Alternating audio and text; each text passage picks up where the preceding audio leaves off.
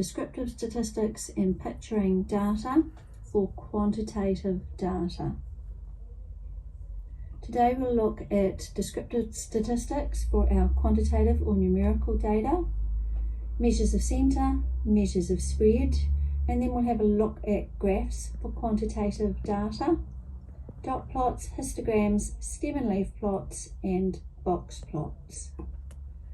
Remember the statistical inquiry cycle that we looked at last week with the problem, the plan, data, analysis, and conclusion. We're looking at A for analysis today. So just to recap, describe the following variables as either quantitative discrete, quantitative continuous, or qualitative. Looking at the brands of students' phones, that would be described as qualitative. The weight of watermelons in a box, because it is a weight, it's a measurement, so it's continuous. The number of children in a household is a count, so it's discrete. The speed of cars, they travel in kilometres per hour, so that's a measurement, it's continuous. The number of students listening in the class, it's a count of the number, so it's discrete. The time that students wake up, time is in hours and minutes and seconds. They are measurements, so they are continuous. The countries of birth for students in this class, these are the country names, so it is qualitative. The answer is a word. Does the mean salt content, looking at problem statements, does the mean salt content of big bulb pies tend to be higher than the mean sugar content of big bulb pies? Remember, we are looking for identifying the population, what the variable of interest is, what the categories are, and what a statistic is that could be used. This is not a very good statement because we are not comparing the same variable. We're comparing salt with sugar. What does the median alcohol content of 1 litre bottle of wine compare with the median alcohol content of 1 litre bottle of beer sold in New Zealand? Our population are the bottles of wine and beer, 1 litre, sold in New Zealand. Our variable of interest is the alcohol content. The categories we are going to compare are the wine and the beer, and our statistic is the median, so this is a good problem statement. How can we describe quantitative data? We often refer to quantitative data as being numerical data and can describe it by its centre, its spread, and shape. We can also say something about values that lie far away from the data, which we often refer to as outliers or unusual values. By stating the centre, the spread, the shape, and unusual values, we can picture what numerical or quantitative data looks like. There are 3 measures of centre that we will look at. This is the mean, which uses all values in the data set to take the average of them. The median, it's simply the middle of our sorted or ordered data set. Half of the observations fall below and half of the observations fall above. The mode is the most common value in a set of data, and there can in fact be more than one mode. A formula for the mean is to take x bar, which is our symbol for the mean, is the sum of all values found in the data set over the number of values that we have. The median, to be able to find the position of the middle value, we sort our data and then we can use this formula n+1 divided by 2 to find the middle position. Remember, this finds the position, not the actual value. Once we've found the position, we then look at what value that is. We will learn how to use these on your calculators, and apologies to any students that are already familiar with these. Let's have a look at an example. We have selfies that have been taken in an hour and charge times, and you're asked to find the mode, the median, and the mean. I'll simply provide the answers for you to check on your calculators. Okay, so for the selfies, we have 2 modes, and we have a median of 2.5 and a mean of 3.375. For the set example of charge times for cell phones, we have just one mode, and we have a mean of 3 and a median of 3 and a mean of 4. If we have a look at these charge times in a histogram, we can see where each of those measures of centre fall. The mode fall at 2, that's where our highest bar is. The median is our yellow or orange value, that's found the middle value, and the mean is slightly to the right. Notice that there is a difference between each measure of centre, and the question is, which is the best measure? The graph of this variable has a long tail to the right. This means that the mean gets pulled towards that tail, so it is not a good measure of centre for this variable. Instead, we would tend to choose the median. We'll go into this a little bit more next week. Let's have a look at our measures of spread. There are 3 measures of spread that we look at. The range, which is the difference between the largest value and the smallest value. The interquartile range, again we need to order our data from smallest to largest, and the interquartile range is the middle 50% of the data. We divide the sorted data into quarters and subtract the first quartile from the third quartile to get our interquartile range. The standard deviation, often referred to as S or sigma, is the average deviation or the average distance of values from the mean. Here is the formula for it.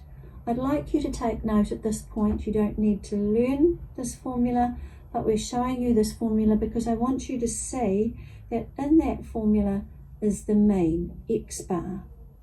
Often we pair our means, our measures of centre and our measures of spread together. When we're having a look at a measure of centre using the mean, we would pair it with a measure of spread using the standard deviation. We will go into this far more in the next class. In this course, you will learn to use your calculator or software to calculate standard deviations. Let's have a look at those quartiles and interquartile range. Here I have a set of observations, and they are sorted from the lowest value to the highest value. Here are the actual values located in that third column. You'll notice that I've actually counted the observations. There are 8 observations going through from 1 to 8 with a corresponding value in the third column. So we have this data, we sort it from the lowest value to the highest value, and then we split our data in half. There are 8 observations, so 4 observations will fall below and 4 observations will fall above. And our median can be found in the middle, okay, in the middle between values 3 and 4, okay. It's between the 4th and the 5th observation, and it's between the values of 3 and 4. So we simply add our 2 values together and divide by 2 to give us a median of 3.5. Now we have 4 observations that are below, and we have 4 observations that are above. The first quartile is the median of the lower sorted half of the data, and the third quartile is the median of the upper half of the sorted data. We exclude our median value to be able to determine the quartiles 1 and 2.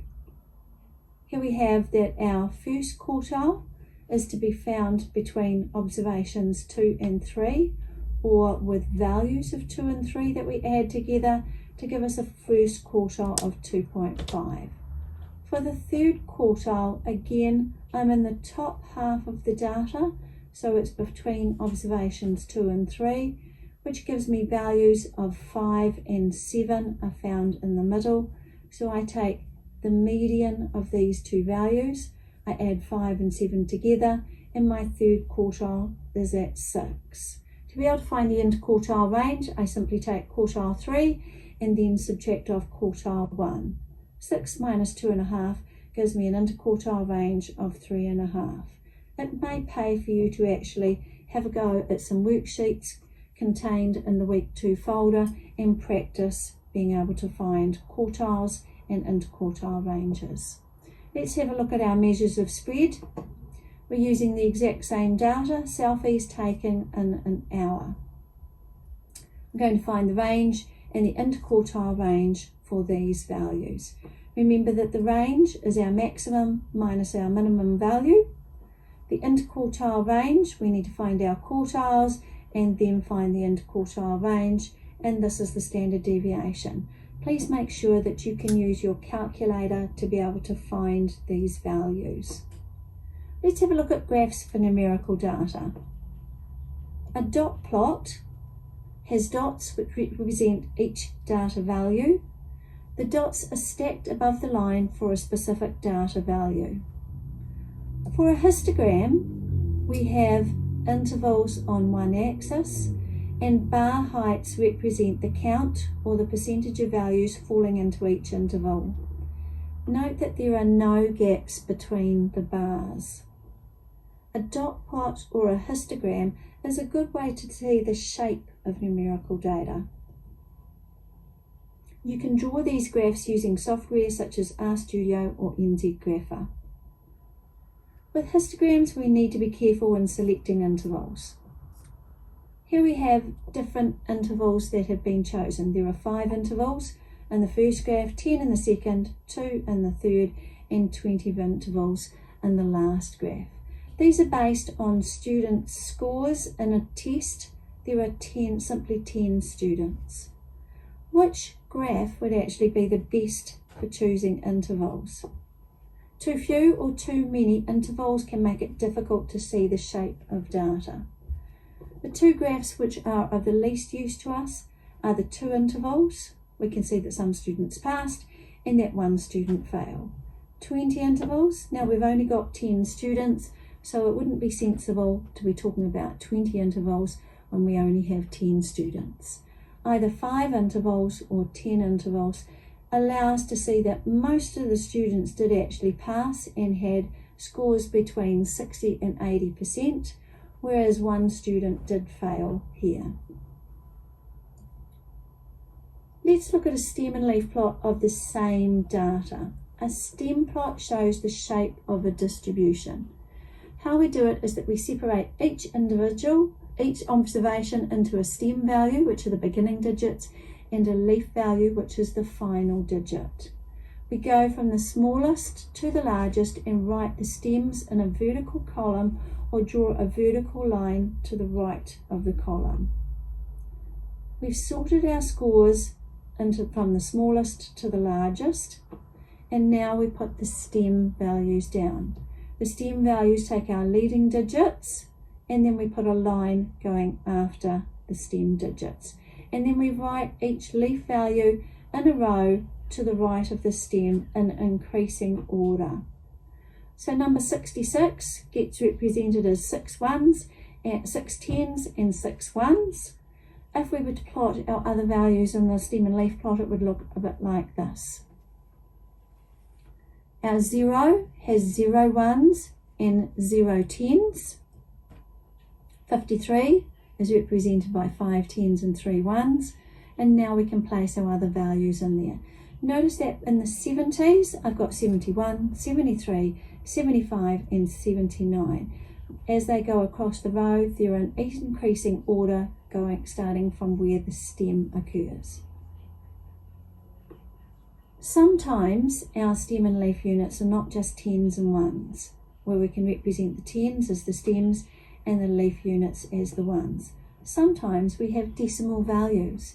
In this case, we're often provided with a key, and we read it like this. 24 bar 1 is represented as 24.1. So each of these leaf values is a decimal value. We have 23.2, 23.4, 23.8. What about when we have a stem plot with lots of leaves? They can be split over more than one row. In this case, we've got quite a number of leaf values for every stem value.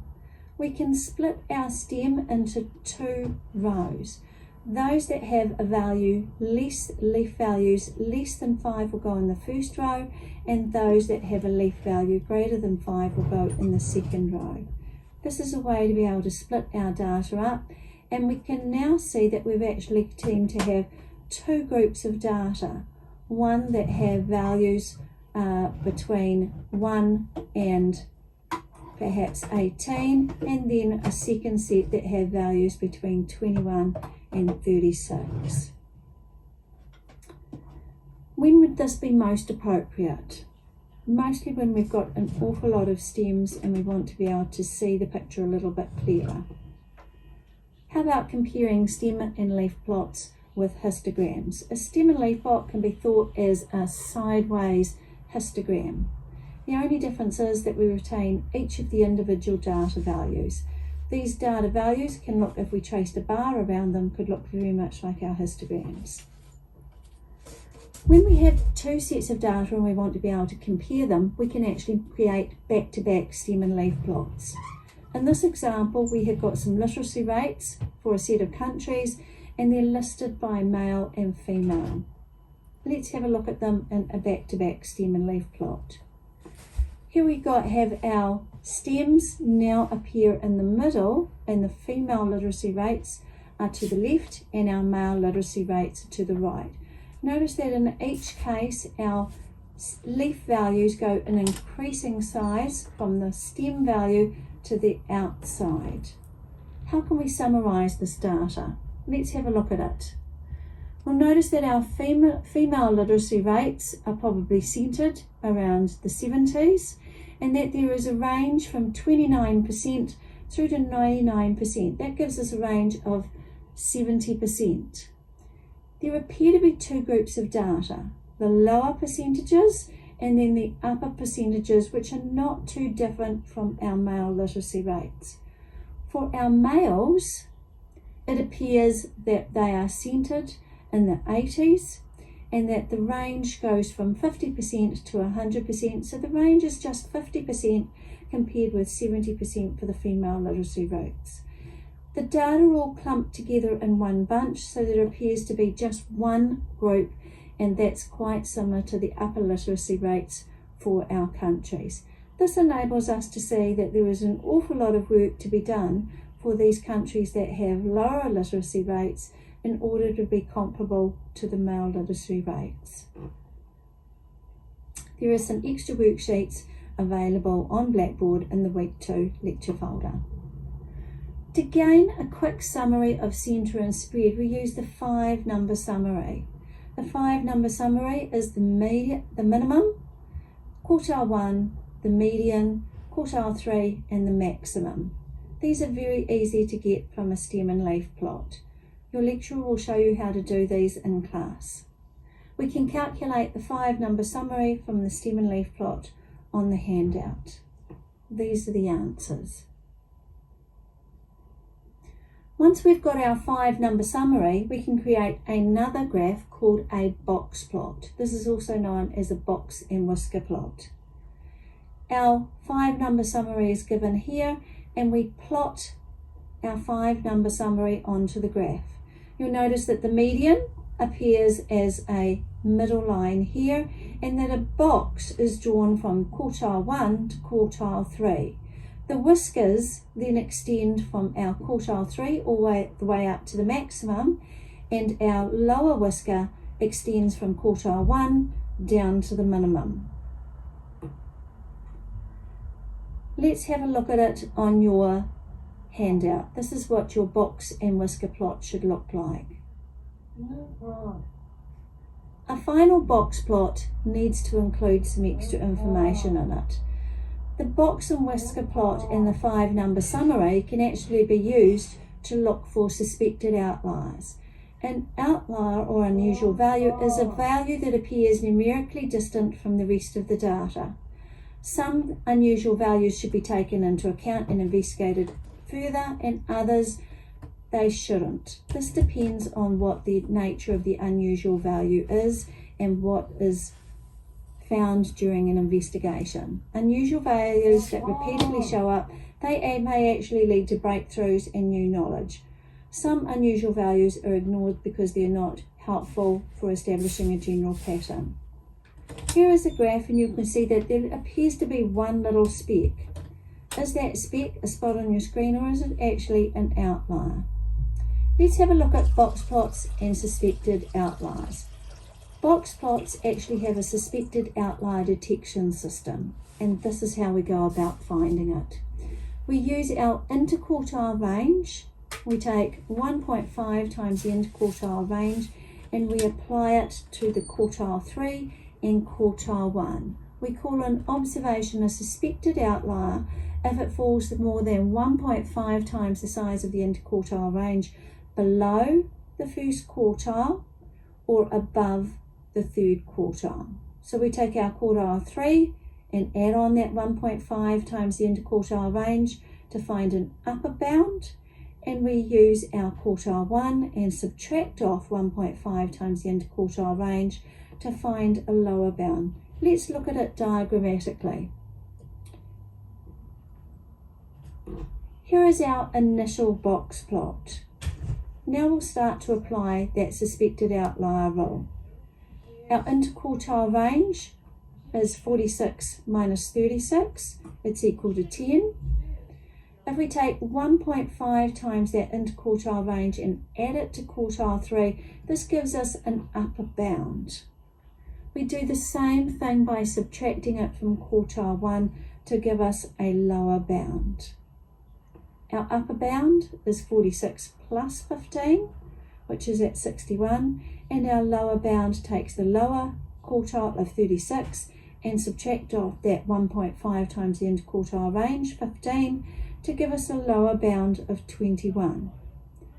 That upper bound gets added to the upper quartile, the 1.5 gets added to the upper quartile, and for the lower bound the 1.5 gets subtracted from the lower quartile. Anything above that upper bound gets marked as an unusual value, and anything below the lower bound gets marked as an unusual value. Our new box and whisker plot now has the box with the same values that it did before, but the whisker, the upper whisker, now goes to the next highest value and the lower whisker goes to the next lowest value in our data. If you look over at the original data, after we've identified 72 as our outlier, then the next lowest value is 50 and our whisker has been extended to 50. Looking at the lower bound, 19 got identified as a lower unusual value or outlier, and the next highest value inside the lower bound is 24. So our whisker gets extended down to 24. This is how our box and whisker plot can be used to identify unusual or outlying values. On your handout that can be found in the Week 2 folder, you should have an initial box plot like this. Once you have actually used the data to be able to find your upper bound and your lower bound, you should then be able to create a final box plot that looks like this. Each of the possible outliers, both an upper outlier and a lower outlier, have now been identified. There is a good video that you can watch if you're uncertain about this approach. In the classroom, we'd normally have a look at a set of data gained from Google's Quick Draw game. Now this Google Quick Draw game, it can be played on your phone or it can be played on a computer. Simply go to the quickdrawwithgoogle.com website and you'll have that it's shown straight away. In this data, you will find that you are given a word and you're given 20 seconds in which to be able to draw that. There is a video that has been included in the Week 2 lecture that you can have a look at to give you more information about the Quick Draw game. Each player is shown a word to draw and is given just 20 seconds in which to draw it. Within that 20 seconds time, Google is trying to guess what your drawing is. We've been given a random sample of drawings. There's a lovely person, Anna Ferguson, up at the University of Auckland, who has created a program to get a random sample of drawings. Some cards will be shown to you in your lecture. With these drawings, there are some variables that have actually been collected. Whether or not Google Quick Draw can actually recognise what the actual drawing is of, what country the person who has played is from, what hemisphere they're from, the day of the week they played, the time that they played and the date that they played, how many strokes they actually used to complete their drawing, how long it took them to draw it, and the actual pause time that they may have had in between. You may be able to identify some of these variables as either qualitative, the first one recognised has actually been selected for you, or whether they are quantitative discrete or quantitative continuous. Most of the variables on the right hand side are in fact qualitative. Which ones are discrete and which ones are continuous? Please fill in your handout. Students are then asked to actually have a go at creating some summary statistics from that data set. So our Quick Draw data set, our students are asked to choose some variables and then create some summaries about those variables and show the class their poster in 10 minutes time. You can compare numbers of, you can do centres or spreads, and you can even have a go at creating a dot plot, a histogram, a stem and leaf plot, or even a box plot. Next time in the lab, we'll have a look at more RStudio and do some graphing using both RStudio and NZ Grapher, and of course do our incredibly important lab quiz in the week 2 lab folder. See you next time in the lab.